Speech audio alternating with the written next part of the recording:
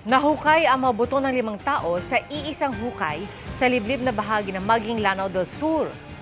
Ayon sa Philippine Army, 3 sa mga labi ay buo pa mga bungo ng ma-recover.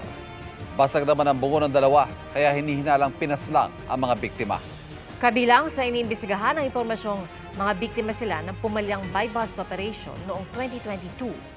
Kumuha ng sample sa mga labi para matukoy ang kanilang pagkakakilanlan bago inilibing sa sementeryo ang mga buto.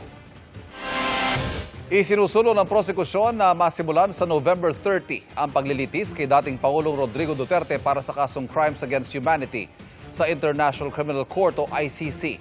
Ayon sa prosekusyon, inaasahan nilang matatapos na nila ang lahat ng pre-trial steps sa September 30. Pero sabi ng defense team naman ni Duterte, hindi pa dapat magtakda ng petsa ng paglilitis dahil patuloy na lang nagde-deteriorate ang kanyang kondisyon. Hihiling daw silang masuri muna ng anilay independent experts ang kalusugan ni Duterte.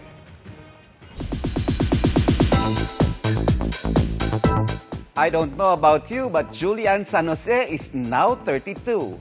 Ang kanyang celebration idinaan niya sa concert kung saan pinerform niya ang kanyang newest single. Yan ang chika ni Athena Imperial.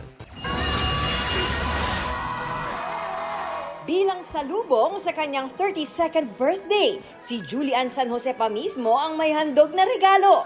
Nagkaroon siya ng concert kagabi kung saan pinerform ni Japs sa kanyang pamilya at close friends ang kanyang mga kanta. Kabilang ang pinakabagong single niyang Kung Ikaw Ay Bibitaw. Every year, talagang mga kids ang pinagdodonatan namin. So ako, for this year, I've decided to donate some, to the Little Sisters of the Abandoned Elderly. Sa mga matatanda naman ito. This year, mas in touch daw siya sa kanyang creative side at mas naghahanda na for her future. Ako nasa process ako ngayon ng mga pagsusulat siya pag-create ng mga songs. May mga napag-investan na, may mga nabili ng mga properties. So, iyon. Para sa'yo? Sa sarili? O for the future? Pwede naman. I guess, pwede naman. For the future? Pwede naman. For the future. Dumalo at nag-perform din kagabi sina Sparkle singers John Rex at Veiled Cup Korea champion Arabel de la Cruz.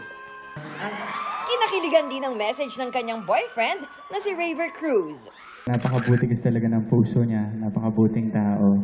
Witness naman tayo.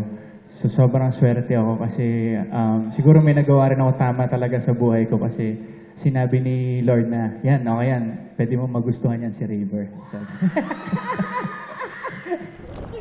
Athena Imperial updated sa Showbiz Happenings.